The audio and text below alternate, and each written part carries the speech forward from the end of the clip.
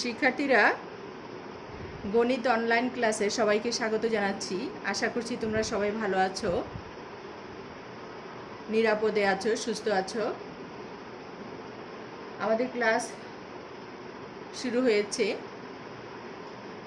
তোমরা সবাই ক্লাসে নাম আইডি লিখে উপস্থিতি নিশ্চিত করবে। আমরা 16.4 পরিমিতি চ্যাপ্টারের সবগুলো অঙ্ক ইতিমধ্যে শেষ করেছি।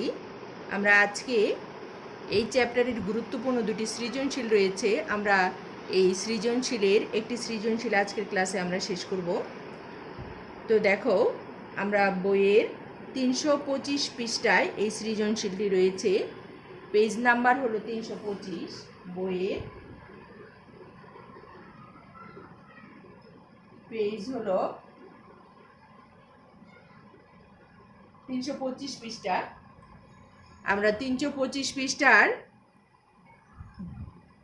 খুলি এবং প্রশ্নটা দেখি যে আমাদের উদ্দীপকটা কী দেওয়া আছে এবং কি কি প্রশ্নের উত্তর চেয়েছে। দেখো, একটি আয়তক্ষেত্রের দৈর্ঘ্য দেওয়া আছে 12 মিটার এবং প্রস্থ দেওয়া আছে 5 মিটার। আয়তক্ষেত্রটিকে পরিবেষ্টিত করে একটি বৃত্তক্ষেত্র আছে, যেখানে আয়তকার ক্ষেত্র দ্বারা অনধিকৃত অংশে গাছ লাগানো হলো। এখানে একটা ব্যাপার রয়েছে যে অনধিকৃত একটা শব্দ আসছে। এই অনধিকৃত মানে কি? আমাদের প্রশ্ন শুনেই আমরা বুঝতে পারছি যে আমাদের এখানে দুটো ক্ষেত্র রয়েছে, একটি হলো আয়তাকার ক্ষেত্র আর একটি হলো বৃত্তাকার ক্ষেত্র। দেখো, আমার এখানে চিত্র দেখা যাচ্ছে। এই ABCD হলো একটি আয়তক্ষেত্র, আবার এই আয়তক্ষেত্রটিকে পরিবেষ্টন করে একটি বর্গক্ষেত্র রয়েছে। এখন এই আয়তক্ষেত্রের বাইরে যে জায়গা রয়েছে, যে এই অংশটুকু, এই যে এখানের এই অংশ, তারপরে এই যে এটা, তারপরে এই যে এই পাশের এই অংশ, এই পাশের এই অংশ, এই যে এই অংশগুলো, এই অংশকে বোঝানো হয়েছে অনধিকৃত অংশ। অর্থাৎ বৃত্তক্ষেত্রের ক্ষেত্রফল থেকে আমরা যদি আয়তক্ষেত্রের ক্ষেত্রফলটা মাইনাস করে দেই, তাহলে আমরা যে অংশটুকু পাবো সেই অংশটুকু আমি এখানে দাগ দিয়ে দেখিয়েছি। এই অংশটুকুকে বলা হয় অনধিকৃত অংশ। তো শিক্ষার্থীরা, এই শব্দটাই ছিল আমাদের কাছে অপরিচিত। অনধিকৃত মানে কি? এই জায়গাটায়, এই যে আমার এই জায়গাটায় গাছ লাগানো হয়েছে। এই যে অনধিকৃত অংশ, এই অনধিকৃত অংশে হলো গাছ লাগানো হয়েছে। এদিক দিয়ে আয়তক্ষেত্রের বাইরে যে অংশটুকু রয়েছে, এই অংশটুকুর মধ্যে গাছ লাগানো হয়েছে। এটাই প্রশ্নে বলা আছে। তাহলে দেখো, ক নাম্বারে কি বলেছে? উপরের তথ্যের ভিত্তিতে সংক্ষিপ্ত বর্ণনা সহ চিত্র আঁকো। তাহলে ক নাম্বারে আমি চিত্রটা এঁকেছি। এখন আমার বর্ণনা দিতে হবে। তাহলে বর্ণনায় আমি কি লিখব? বর্ণনা লিখব, মনে করি ABCD আয়তক্ষেত্রের দৈর্ঘ্য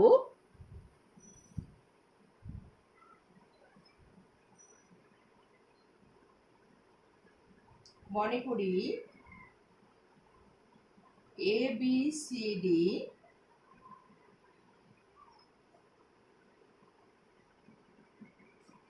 আয়তক্ষেত্রের দৈর্ঘ্য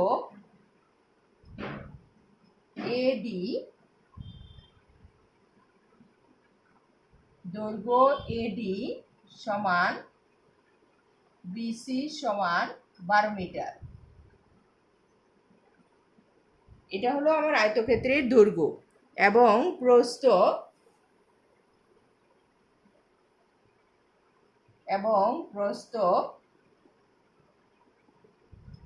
AB equal CD equal 5 metre. এই হলো আমার আয়তক্ষেত্রের দৈর্ঘ্য এবং প্রস্থ দেওয়া আছে। এখন যেটা বলেছে যে ABCD আয়তাকার ক্ষেত্রটিকে পরিবেষ্টিত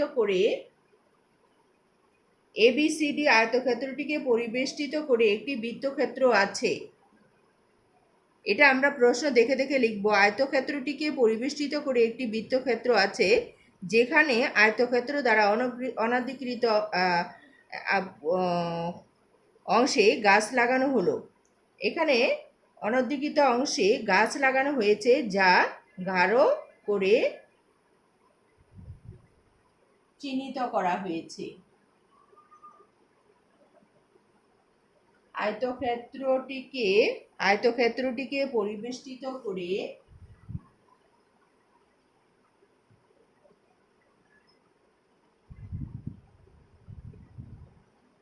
আয়তক্ষেত্রটিকে পরিবেষ্টিত করে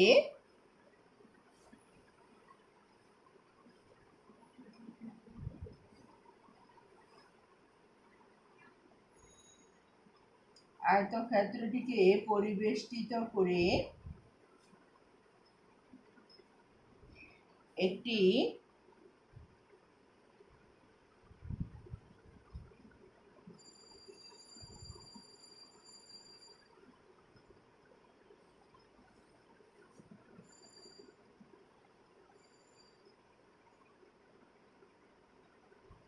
বৃত্তক্ষেত্র আছে, যেখানে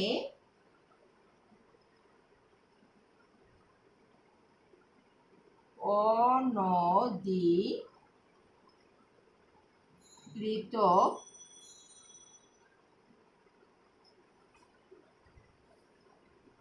অংশে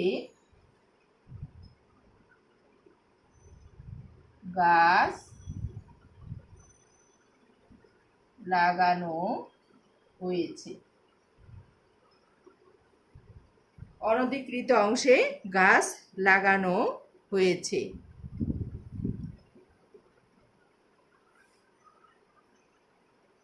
যা গাঢ়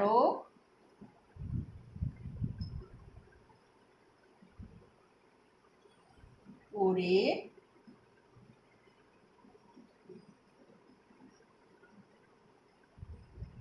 চিহ্নিত করা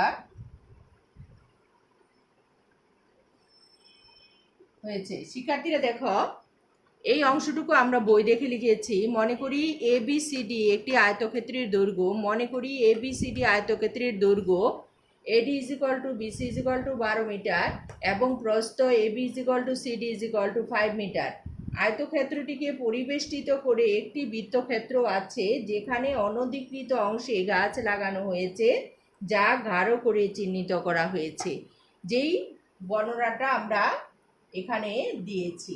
তো শিক্ষার্থীরা, আমরা ক নাম্বারের অ্যান্সারটি আমরা উদ্দীপকের সাপেক্ষে আমরা লিখে ফেলেছি। এবার আমরা খ অ্যান্সারে যাচ্ছি।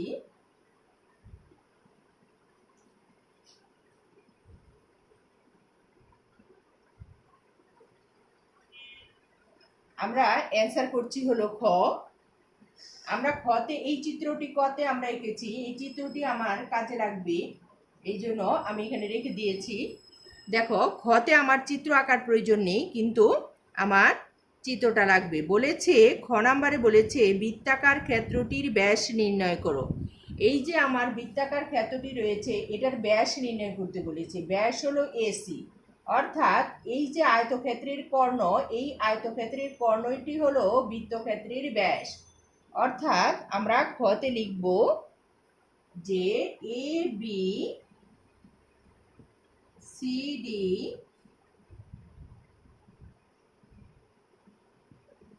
আয়তক্ষেত্রের কর্ণ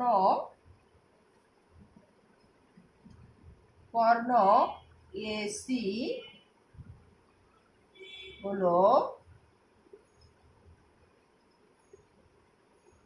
বৃত্তের ব্যাস।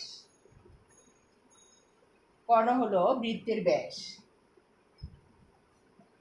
তাইলে আমরা AC কর্ণের মান বের করি। আমরা জানি আয়তক্ষেত্রের কর্ণের দৈর্ঘ্য সমান √ দৈর্ঘ্য স্কয়ার প্লাস প্রস্থ স্কয়ার। তো আমরা জানি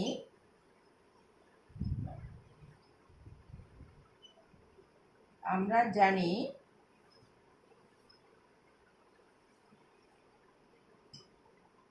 আয়তক্ষেত্রের কর্ণের দৈর্ঘ্য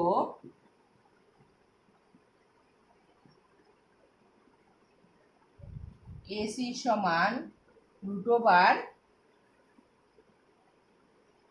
দৈর্ঘ্য স্কয়ার প্লাস প্রস্থ স্কয়ার।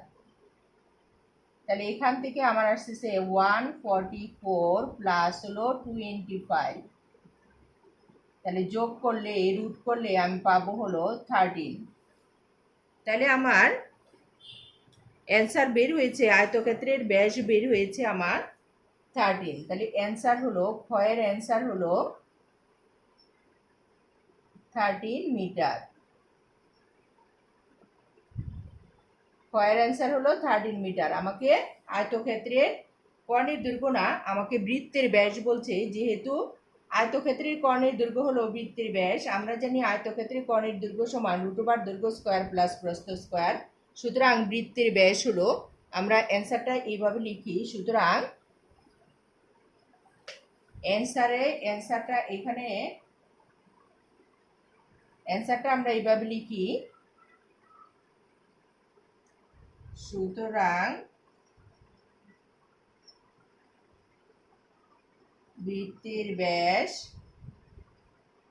সমান 13 মিটার। ব্র্যাকেটে দিয়ে দেই অ্যান্সার। আমাদের বৃত্তের ব্যাস হলো 13 সেন্টিমিটার, এটা আমরা খতে পেয়েছি। এবার আমরা গতে যাই, গ নাম্বারে দেখি কি চেয়েছে।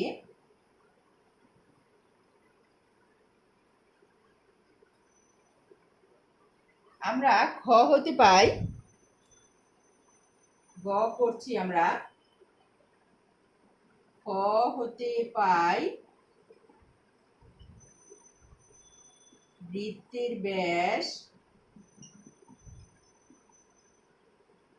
সমান 13 মিটার।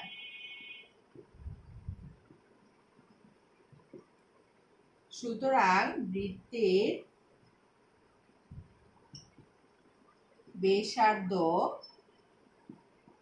সমান 13/2, 6.5 মিটার। আমরা 6.5 মিটার পেলাম কি বৃত্তের ব্যাসার্ধ। সুতরাং বৃত্তের ক্ষেত্রফল,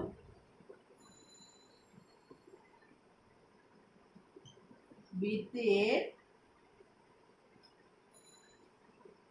ক্ষেত্রফল সমান পাই আর স্কয়ার। তাহলে বৃত্তের ক্ষেত্রফল সমান পাই আর স্কয়ার। পাই হলো 3.1416 ইন্টু আর এর মান হলো 6.5 হোল স্কয়ার, এত বর্গমিটার। তাহলে আমরা এখান থেকে ক্যালকুলেটরের সাহায্যে যে মানটি পাচ্ছি সেটা হলো 1132.73। আমরা ক্যালকুলেটরের সাহায্যে আমরা যে মানটা পাবো 7326 বর্গমিটার।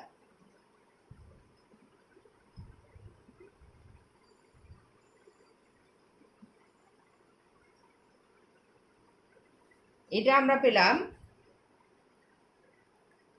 আমরা পেলাম হলো বৃত্তের ক্ষেত্রফল। এখন দেখো এই বৃত্তটার ক্ষেত্রফল পেয়েছি, এখন আমরা আয়তক্ষেত্রের ক্ষেত্রফল বের করি। তারপরে বৃত্তের ক্ষেত্রফল থেকে আমরা আয়তক্ষেত্রের ক্ষেত্রফলটি মাইনাস করে দিব। মাইনাস করে দিলে আমাদের হলো অনাধিকৃত অংশের ক্ষেত্রফল বের হয়ে যাবে। তাহলে আমরা আয়তক্ষেত্রের ক্ষেত্রফল সমান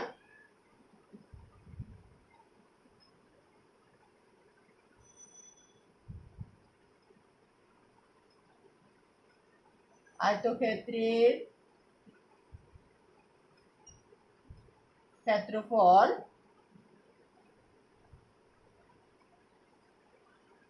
দৈর্ঘ্য হলো 12, প্রস্থ হলো 5। তাহলে আয়তক্ষেত্রের ক্ষেত্রফল কত বের হবে? 12 × 5। এত বর্গ মিটার। তাহলে 5 12 60 বর্গ মিটার। 60 বর্গ মিটার পেলাম আমরা আয়তক্ষেত্রের ক্ষেত্রফল। তাহলে অনধিকৃত অংশের ক্ষেত্রফল কত? অনধিকৃত অংশের ক্ষেত্রফল হলো এই বৃত্তের ক্ষেত্রফল থেকে আমরা এই আয়তক্ষেত্রের ক্ষেত্রফলটা মাইনাস করে দিব। তাহলে আমরা লিখি অনধিকৃত অংশের ক্ষেত্রফল।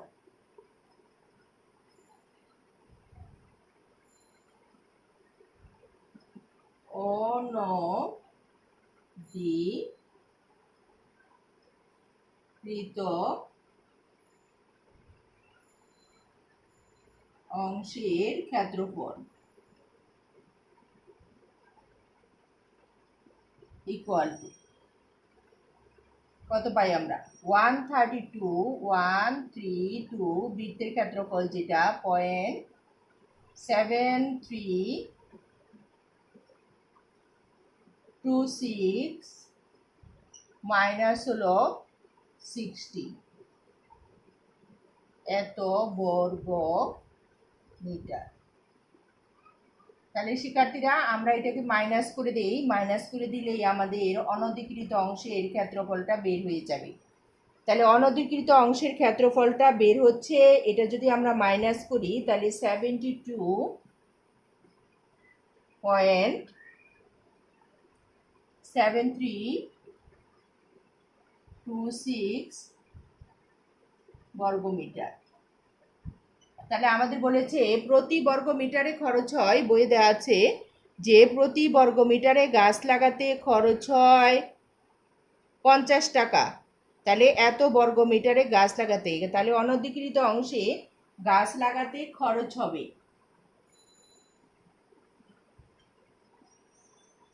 অনধিকৃত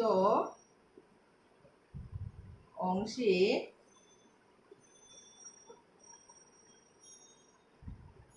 গাছ লাগাতে